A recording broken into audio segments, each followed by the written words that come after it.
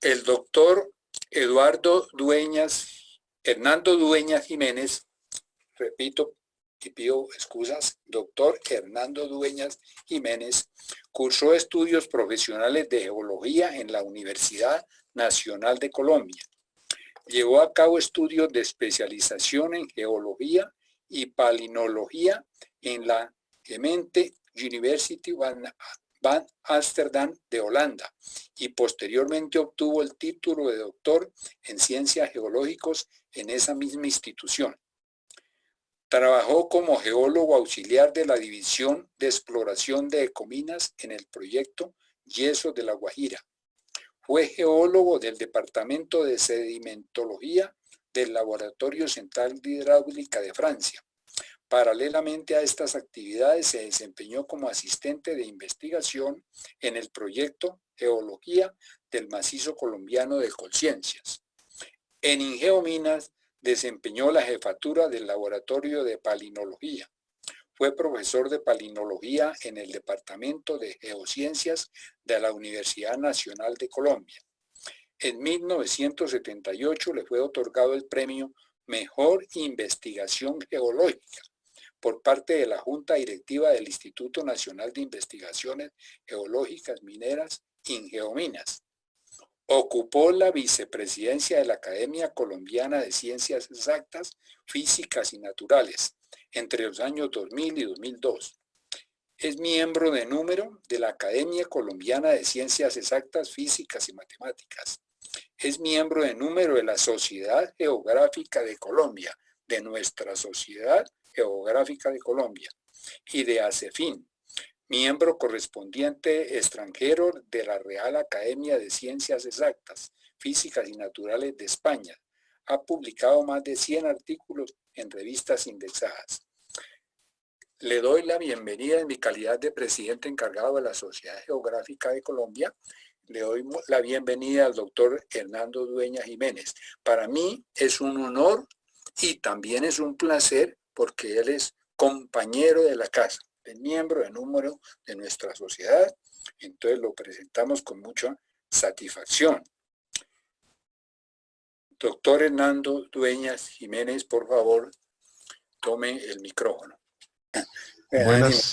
Buenos días a todos y es para mí un placer muy grande el estar ante la Sociedad Geográfica y ante todos los miembros y amigos de la Sociedad Geográfica. La Antártida, origen y futuro. Este es el planeta Tierra, nuestro planeta. Esta es una figura indudablemente sacada de diferentes fotografías provenientes de satélites. Hay que recordar que el mundo cambió absolutamente en la década de 1960. Todo lo que conocíamos del planeta Tierra quedó un poco atrás debido a que el hombre tuvo la posibilidad de colocar ojos en el espacio, los satélites. Y ahorita la información que viene de los satélites es fantástica. Desde la década de los 60 se conocía que la existencia de imágenes de satélite. A nosotros nos llegó estas imágenes más o menos en el año 2000, 40 años después. Pero aún así nos asombra la maravilla que es el planeta Tierra. Hay dos puntos donde existe una concentración de hielo. El Ártico en el norte y el Antártico en el sur. El Ártico, aunque tiene un casquete polar, es muy diferente al Antártico. El Ártico es un mar. El Ártico es un mar congelado, mientras que la Antártica es un continente sobre el cual se ha depositado una muy gruesa capa de hielo. Esta es probablemente la principal diferencia entre uno y otro. El Ártico es un mar rodeado de continentes. El Antártico es un continente congelado. Aquí tenemos el Ártico y el puntero está señalando la entrada de las aguas a este mar congelado. Este es el estrecho de Bering. Por aquí entra todas las aguas del Pacífico. De una u otra forma van a alimentar al mar que es el Ártico, y el agua congelada sale completamente rodeando Groenlandia. O sea que siempre hay una circulación de agua en todo el Antártico. El casquete polar del Ártico es cambiante y cambia de acuerdo a las estaciones. Aquí tenemos el Ártico, los países que limitan con el Ártico. Tenemos Estados Unidos en la parte de Alaska, Canadá y su enorme cantidad de islas, Groenlandia. Noruega tiene participación en este pequeño grupo de islas, y Rusia tiene toda la parte oriental, llamémosla así, toda esta parte oriental, y a pesar de que tiene toda esta parte oriental, aún así hace reclamaciones sobre pequeños puntos, pero que tienen gran importancia estratégica desde el punto de vista político. El Antártico, por ejemplo, por contrario, es la parte sur. Aquí el puntero marca la península antártica. Aquí estaría Chile. Aquí está la península antártica y esta es la parte sur de la Antártica. Estas fotos son fantásticas, son maravillosas, son muy claras y se permite observar toda la morfología o toda la geomorfología que se presenta en este continente congelado. Aquí tenemos la Antártida. En negro o gris oscuro tenemos el sustrato sobre el cual se depositaron los hielos. Todo esto es roca.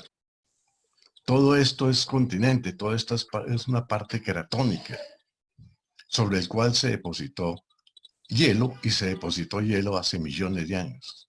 Este pedazo de aquí son hielos permanentes que han estado durante mucho tiempo pegados a la Antártica. Y la parte blanca es hielos flotantes sobre el océano, sobre los océanos. Tenemos aquí el Océano Pacífico, tenemos aquí el Océano Índico. Aquí tendríamos entonces Chile. Y ese es el tamaño de la Antártida. Si yo menciono que tiene 14 millones de kilómetros cuadrados, probablemente la gente no sepa qué tan grande es. Pero cuando yo le digo que la Antártida es más grande, que es 2 veces más grande que Estados Unidos, entonces ya la gente empieza a tener conciencia de que realmente es todo un continente. Es todo un continente, es tan grande como Australia, o un poco más grande que Australia. Y es un continente que, aunque sabíamos que existía, nunca se ha estudiado en una forma detallada, y solo hasta ahora, en este momento, estamos empezando a vislumbrar los secretos que tiene. Entonces, esta es la diferencia entre el Ártico y el Antártico. El Ártico es un mar rodeado de continentes. La Antártida es un continente rodeado de mares. La temperatura media en el Polo Norte es de 5 grados. La temperatura media en la parte periférica de la Antártida es 10 grados, pero baja hasta 40 grados centígrados. En el Polo Sur, exactamente sobre el Polo Sur, se ha registrado 93 grados centígrados negativos. La altura promedia en el Ártico es de 100 metros. Es una capa de hielo de 100 metros. Es una capa delgada realmente, y esta capa delgada está en permanente movimiento, en permanente vibrar de las aguas. Esta agua no es una capa continua, no es una capa homogénea, es una capa fracturada. Por lo tanto, allí todos estos pequeños bloques poco a poco están siendo movidos por las aguas que entran por el estrecho de Bering y poco a poco salen completamente al mar del Atlántico. Mientras que en el Ártico, la altura promedio es de 2030 metros. 2030 metros sobre el nivel del mar. 2000 metros de hielos en promedio. Pero llega a puntos donde la capa de hielo realmente alcanza espesores de 3000 metros de espesor. 3000 metros. La vegetación es muy abundante alrededor del Ártico. En la Antártica no existe vegetación grande, no existe vegetación de árboles, solamente existen unos musgos, líquenes, algas y un poco de hongos.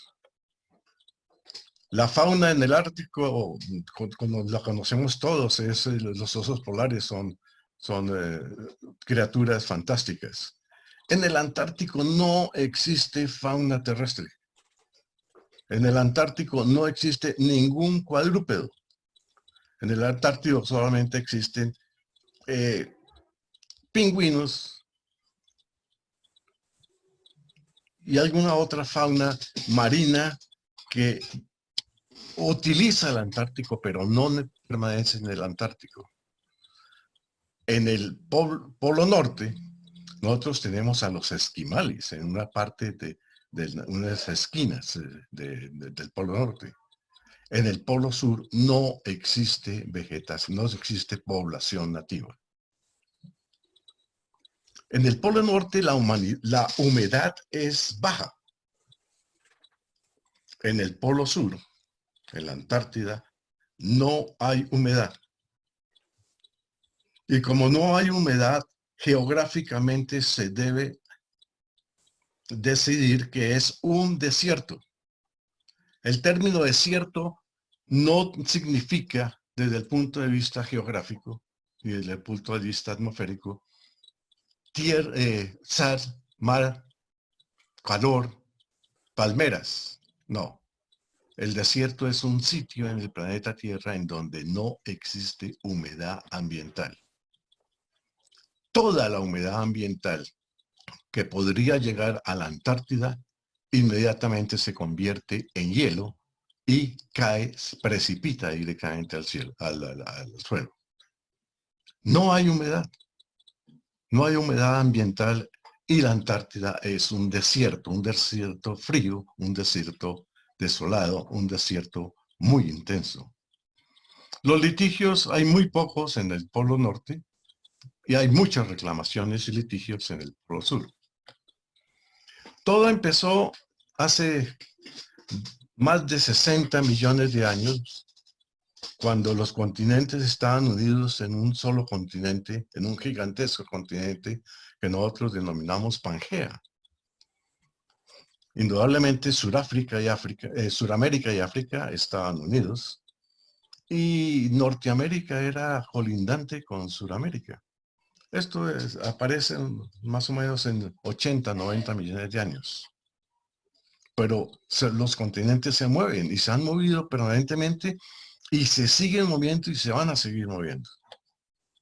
Pero lo más interesante para nosotros aparece en el año 38, en 38 millones de años antes del presente. 38 millones de años ya Suramérica y África estaban separadas, ya existía una cordillera central en el Atlántico. Las aguas del Atlántico iban completamente por la parte entre Suramérica y África y al llegar al Polo Sur, a la parte sur, se desviaban y salían completamente para ir a refrescar la parte de India. Luego, posteriormente, regresaban por debajo del sur y entraban completamente al Pacífico, yéndose por todo el límite de América del Sur. Pero en el año 35 millones antes del presente, se presentó una circunstancia en que todos los movimientos, todos los continentes se movieron. Se movieron poco, pero se movieron. Y entonces Suramérica se movió hacia el norte, Australia se separó completamente, la Antártida o el pedazo de Antártida fue a ocupar el Polo Norte y parte de lo que era Suramérica se rompió y se separó. Entonces, lo que hoy en día conocemos como Antártida es un pedazo, un fragmento de continente separado de Australia y un pedazo de continente, unas islas continentales, separado de Suramérica.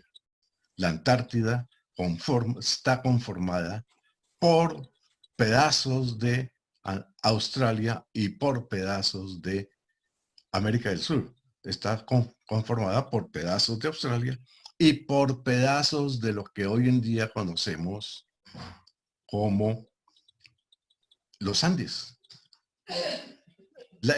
Este pedazo de aquí es la finalización de los Andes. Todo eso se presentó hace 33.5 millones de años. Y las corrientes marinas cambiaron.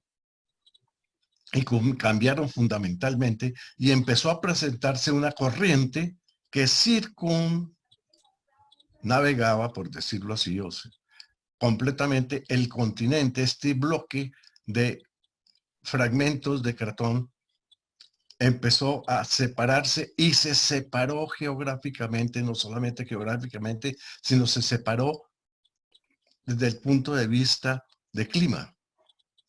Esta separación, las aguas empezaron completamente a rodear la Antártida. Y al empezar a rodear la Antártida, la aislaron completamente de toda la otra circulación que se presentaba sobre el planeta. En este momento, la separación de los continentes dio la posibilidad de que se aisló completamente estos dos bloques de la parte sur, este bloque fragmento de Australia, este bloque fragmento de los Andes. También estos dos bloques se fueron hacia el punto más sur del planeta. Pero principalmente el hielo que se ha acumulado en la Antártida se produjo porque este fragmento que estaba ocupando el Polo Sur quedó completamente aislado del resto de las corrientes marinas. Aquí tenemos una tabla con la temperatura de los últimos 70 millones de años. Vemos que relativamente el planeta tenía una temperatura alta durante el Paleoceno.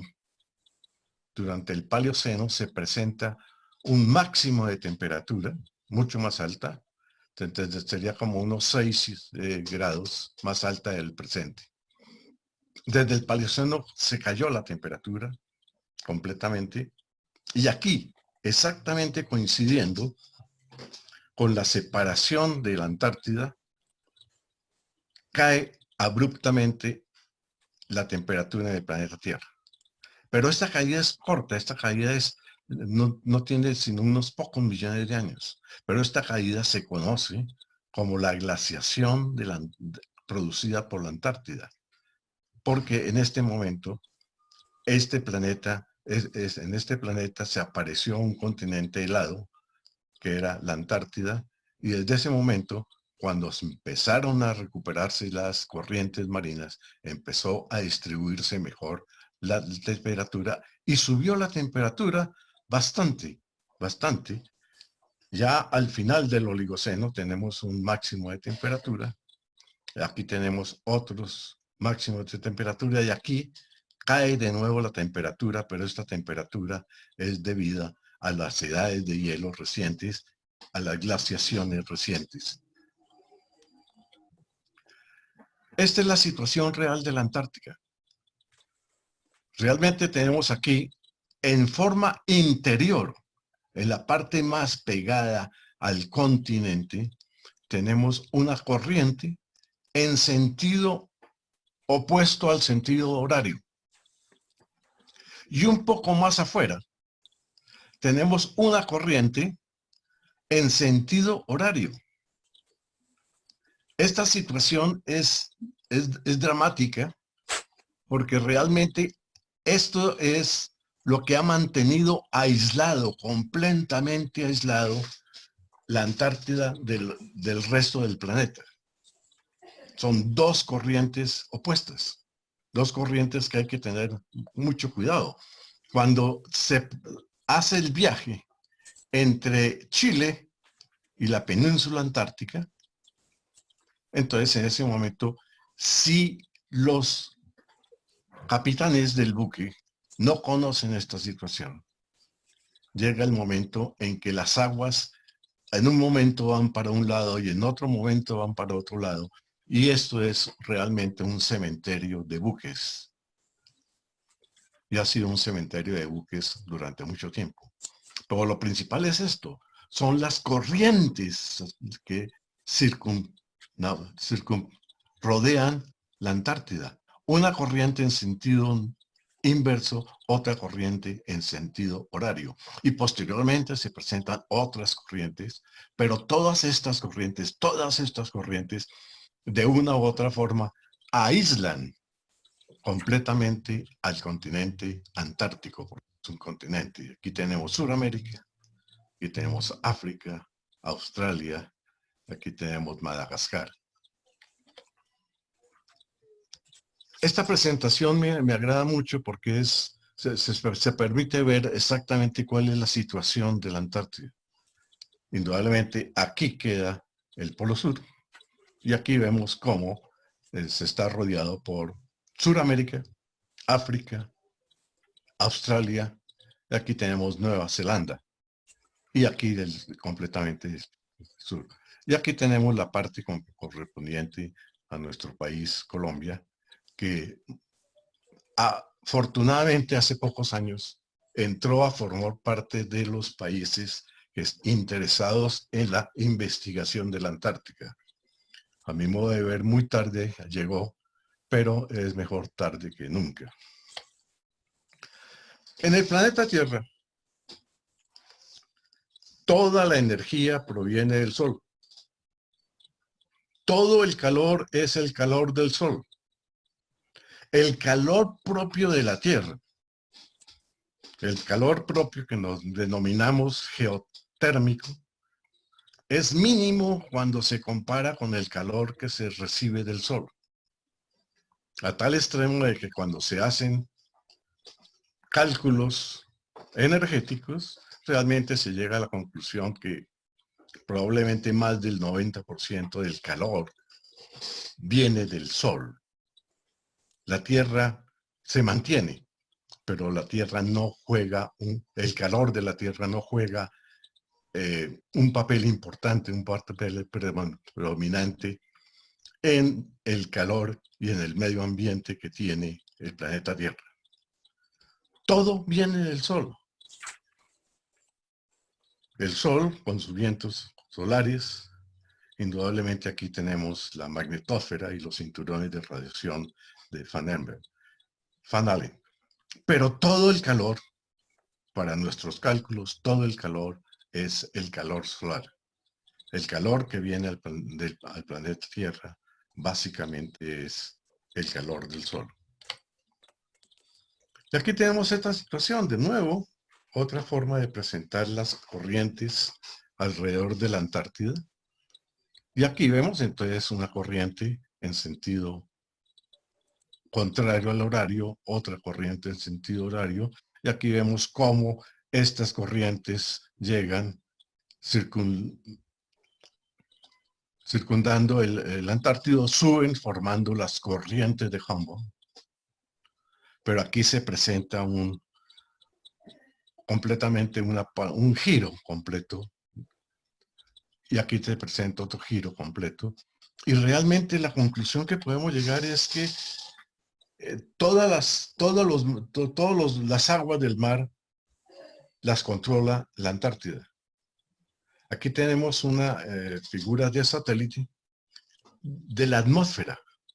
Y realmente también nosotros podemos llegar rápidamente a la conclusión de que las corrientes atmosféricas son controladas por la Antártida.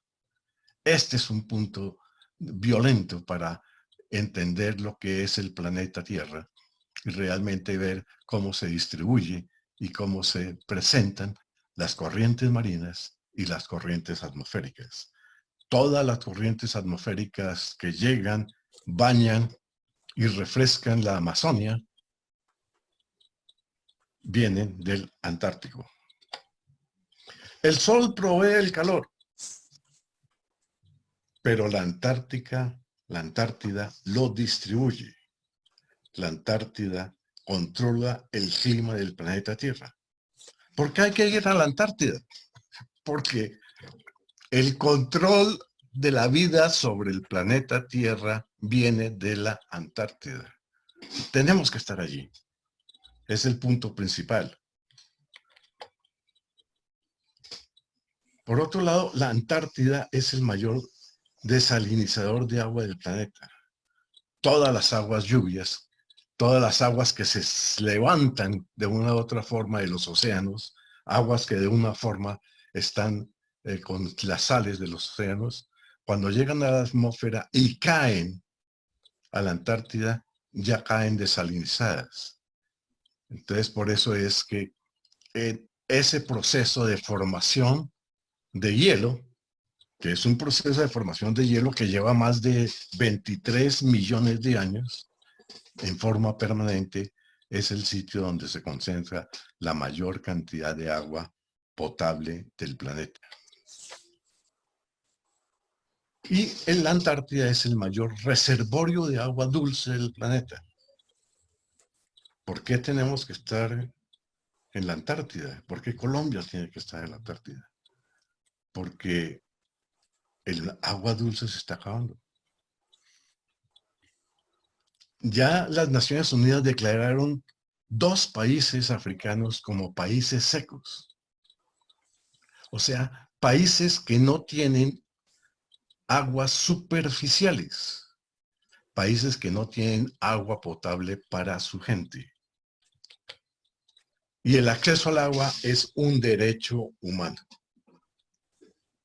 Más que un derecho humano, es una necesidad. Y quien controle el agua potable, controla el mundo. ¿Por qué tenemos que estar en la Antártida? Porque allá es donde se está presentando la situación en que todo el mundo se está dando cuenta de que necesitamos agua. Necesitamos agua a como dé lugar. Y el agua, el acceso al agua es un derecho humano. La Antártida, por lo tanto, tiene 2 pedazos, 2 formas. Este pedazo oriental se separó de Australia. Todos los minerales, todos los recursos minerales que existen en Australia, existen en este pedazo. Aquí están todos. Este pedazo por completamente diferente. Este pedazo corresponde a una parte de los Andes. Todo lo que podemos nosotros imaginar que existe en los Andes, existe en este pedazo. Aquí sí, pues, que desde el punto de vista morfológico, podemos decir que esta es la Antártida oriental y la Antártida occidental. En medio de las dos se presentan unos montes, que esta es una cadena montañosa, que reciben el nombre de montañas transatlánticas, antártidas.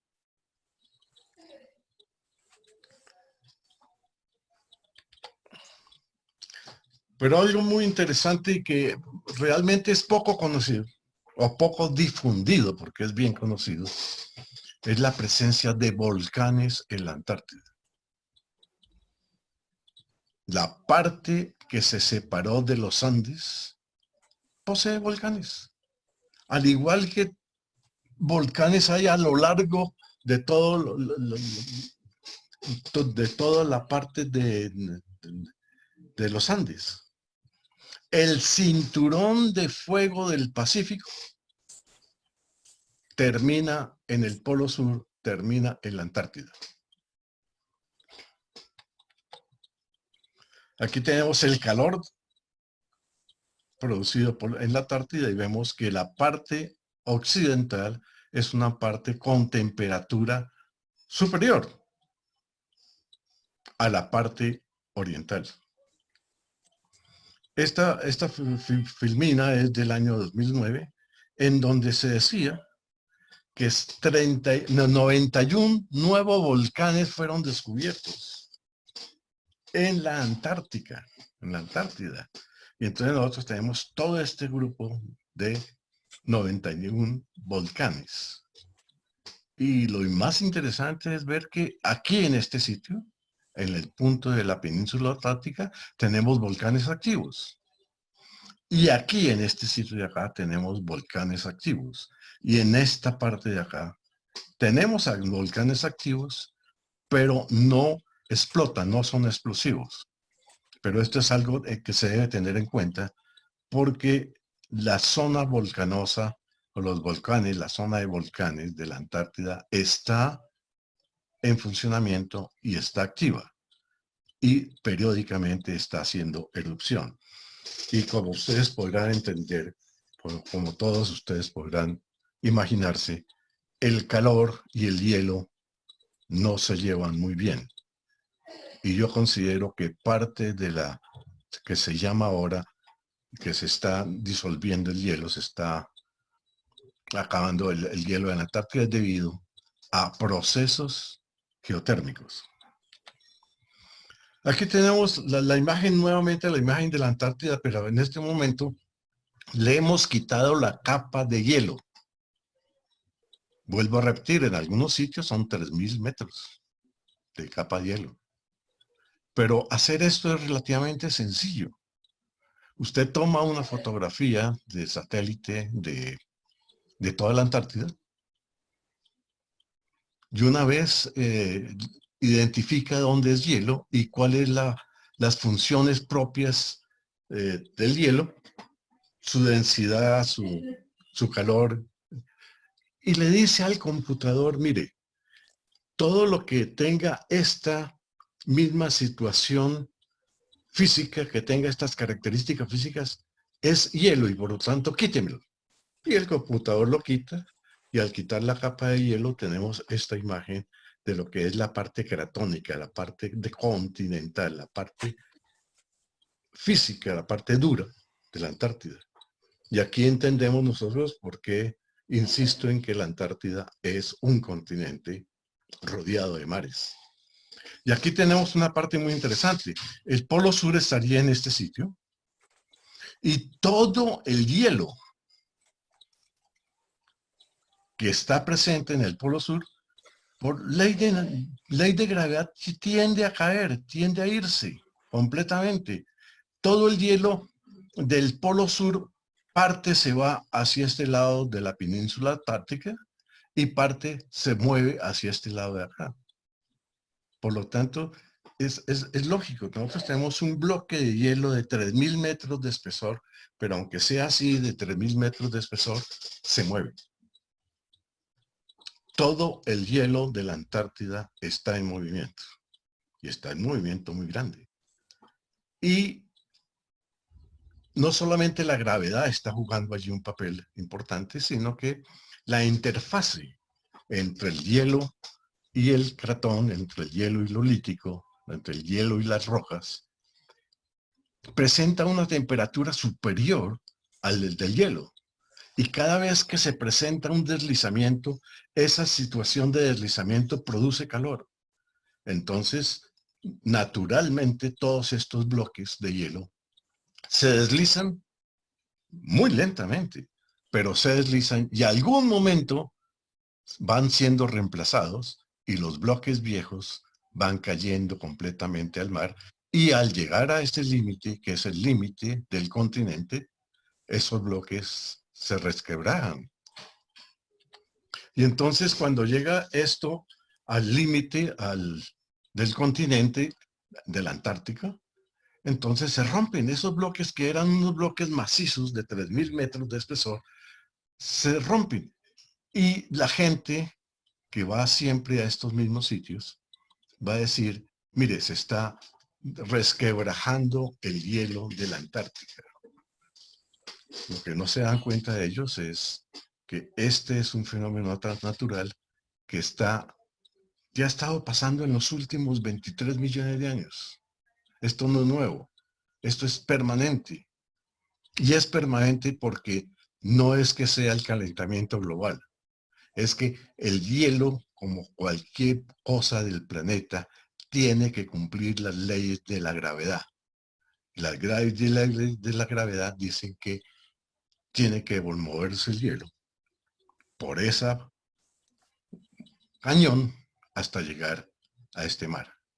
Por lo tanto, es bastante exagerado añadir y achacar todo a un calentamiento global.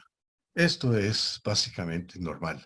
Pero claro que si usted regresa el próximo año, encuentra lo mismo. Y si regresa en 20 años, se encuentra lo mismo. Y entonces usted está diciendo permanentemente el cambio global está rompiendo el continente, el hielo del continente. Y realmente no es así. Afortunadamente tenemos un tratado antártico. El 1 de diciembre de 1959, los 12 países que participaron o llevaron actividad científica durante el Año Geofísico Internacional firmaron en Estados Unidos, en Washington, el Tratado Antártico. Este Tratado Antártico entró en vigor en 1961. Inicialmente fueron 12, hoy en día son 54, y Colombia es uno de los 54 países que ha firmado este Tratado Antártico. Aquí tenemos las 54 banderas. Esta es la bandera de Colombia. Vuelvo a decir, a mi modo de ver, menos mal está allí, pero debió haber estado allí hace mucho tiempo. Nos mató la idea de que somos caribeños. Nos mató la idea de que somos tropicales. Y nunca quisimos ver los ojos atrás, cuando el futuro de la humanidad está en la Antártida. Aquí tenemos Ecuador, aquí tenemos Venezuela, Brasil, Argentina. Y todos estos son los 12 países firmantes originales. Menos mal estamos ya participando de esta colectividad científica. El Tratado Antártico fue para proponer que la Antártica fuera de usos pacíficos, libertad de investigación, los principales es intercambio de investigación, y también intentó el congelar los reclamos territoriales, porque los reclamos territoriales aquí son bastante fuertes. Hay que recordar que un noruego, Amundsen, fue el primero en llegar al Polo Sur. Un inglés, Scott, también participó en esta pelea para llegar al Polo Sur, pero nunca regresó del Polo Sur. Pero esta reclamación, por eso es que Noruega reclama y ha reclamado desde mucho tiempo atrás este pedazo como territorio de Noruega. Australia reclama completamente todo este pedacito. Este pedacito que fácilmente pueden ser unos 10 millones de kilómetros cuadrados. Francia se apega a su pequeña parte en el Antártico. Nueva Zelanda ha dicho, este pedazo es mío. Aquí tenemos Chile, Chile que reclama todo este pedazo, que incluye la península antártica, que es la parte de la Antártida que es más favorable para las actividades científicas y humanas. Pero ese mismo pedazo lo discute Argentina y ese mismo pedazo lo reclama el Reino Unido. Entonces aquí tenemos una situación de que estos tres países se reclaman cada uno posesión territorial de esta parte de la Antártida.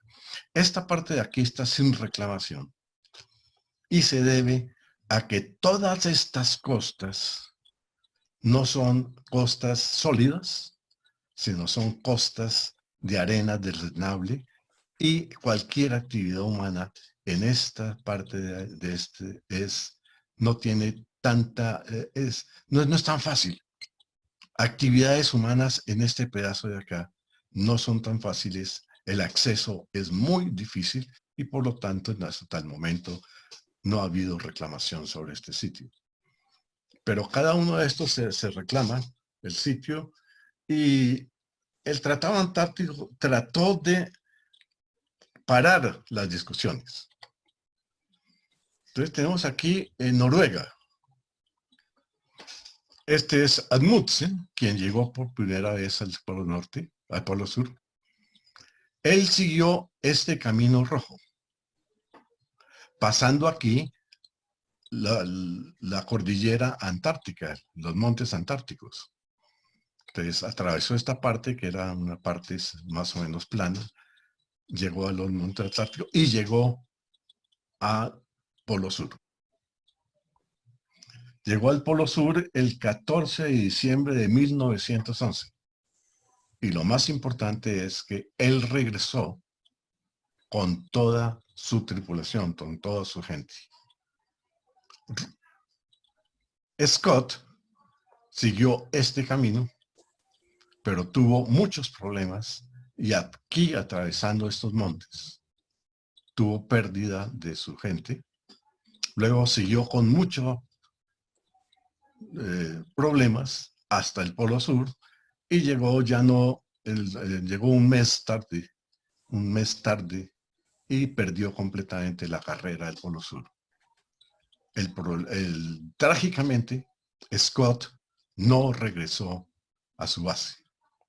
Por eso es que en el Polo Sur, en todo el Polo Sur existe una estación científica que lleva el nombre de Amundsen Scott, en conmemoración de estos dos viajeros, estos dos colonos, estos dos intrépidos viajeros.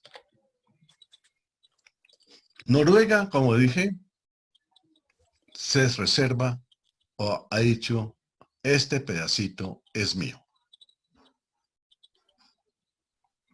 Y no solamente es mío, sino que ellos le dicen que ese pedacito es la tierra de la reina Maud, que es una reina de Noruega.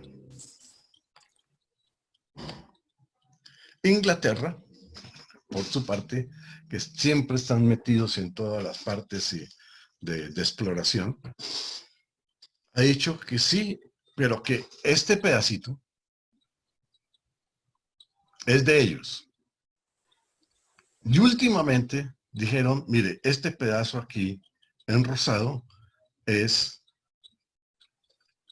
el terreno británico, pero que se llama en este momento la tierra de la reina Isabel.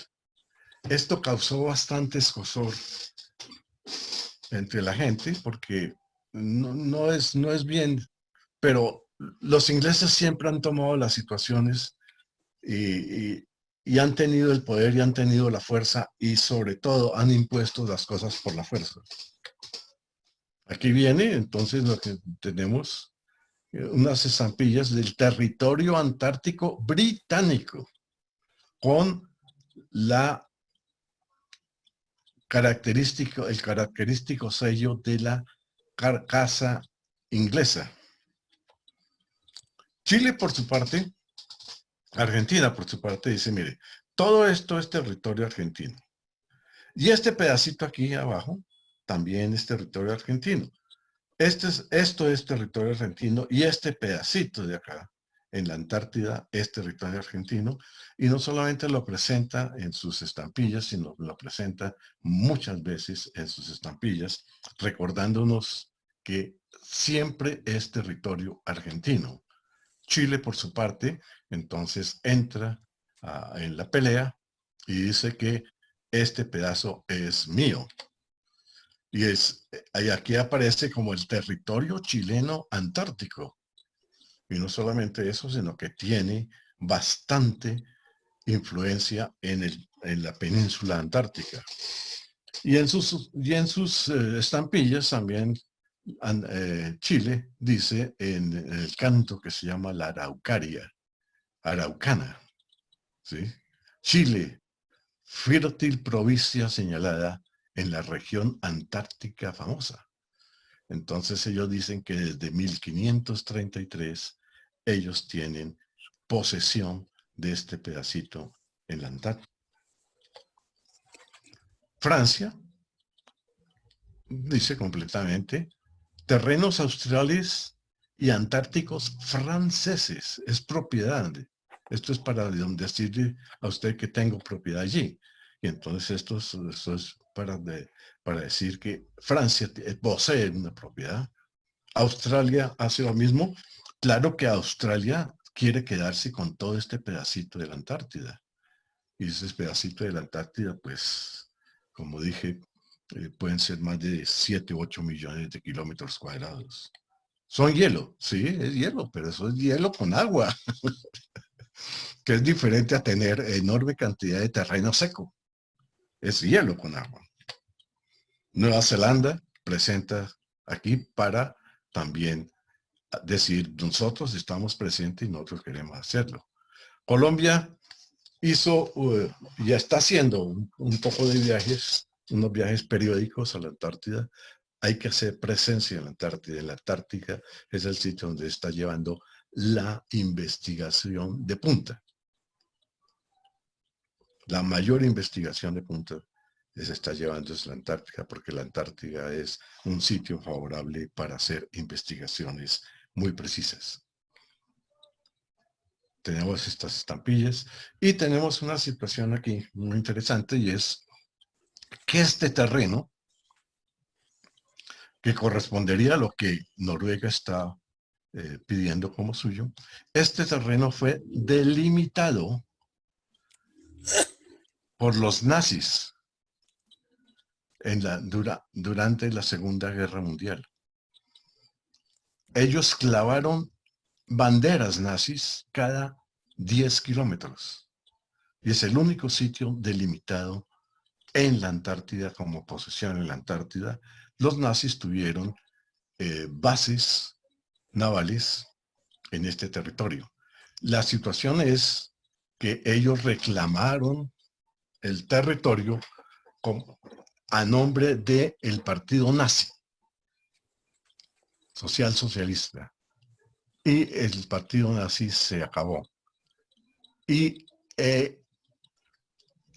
Alemania no ha hecho no ha querido tomar esa posición, porque eso fue de nazis, y los nazis, sea como sea, perdieron la Segunda Guerra Mundial. ¿Hay otros reclamos? Hay un reclamo muy incómodo. Estados Unidos y Rusia se reservaron el derecho de presentar reclamaciones sobre cualquier lugar de la Antártida al momento en que ellos lo quieran hacer. Es una cláusula que se conoce, una cláusula de la Guerra Fría, en donde ellos cedieron eso con el objeto de poder firmar el Tratado Antártico. Brasil también tiene unas reclamaciones, Uruguay tiene otras reclamaciones, Ecuador dice que tiene una reclamación por unas islas que tiene en el Pacífico.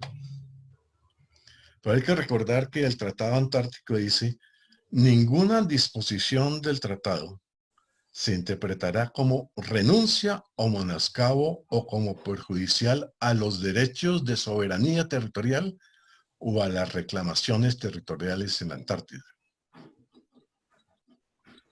O sea que el Tratado Antártico no entra a dirimir litigios territoriales. Y asevera, ninguna actividad que se realice mientras esté vigente el tratado servirá para hacer valer, crear, apoyar o negar un fundamento de reclamación de soberanía territorial. Si Colombia va y coloca su base en un sitio de la Antártida, eso no quiere decir que el terreno en donde Colombia construyó su base sea territorio colombiano. Y también dice que se prohíbe la ampliación o creación de nuevas reclamaciones sobre el territorio de la Antártida mientras dure el tratado. Pero una cosa es el Tratado Antártico y otra cosa son las reclamaciones. El Tratado Antártico no interviene en ningún aspecto de las reclamaciones. El Protocolo de Madrid es un tratado de protección, es medioambientalista. Es solamente medioambientalista, ¿sí? Pero hay una cosa muy interesante, y es que el Protocolo de Madrid, que ha sido ampliamente acogido por muchos países del mundo, dice que la Antártida es una protección, es una reserva natural dedicada a la paz y a la ciencia. Entonces, ya desde ese punto de vista, es un poco de vista mucho más fuerte que el Tratado Antártico, en donde se dice, mire, esto va a ser dedicado a la paz y a la ciencia. Pero realmente lo cierto y lo sincero es que hasta el año 2040 la Antártida pertenece a la humanidad. Solamente hago votos para que la humanidad no vaya a empezar una guerra para buscar pedacitos de la Antártida después del año 2040. Esta es la situación de nuevo de la Antártida, la parte oriental, una parte fría, fría desde el punto de vista geotérmico, y la parte oriental, que está activa, es una parte cálida comparativamente, donde se presentan todos los volcanes. Y realmente considero que el principal problema o el principal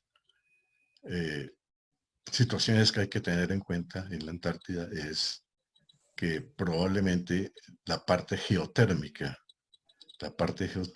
llegue a dañar bastante la parte de la Antártica.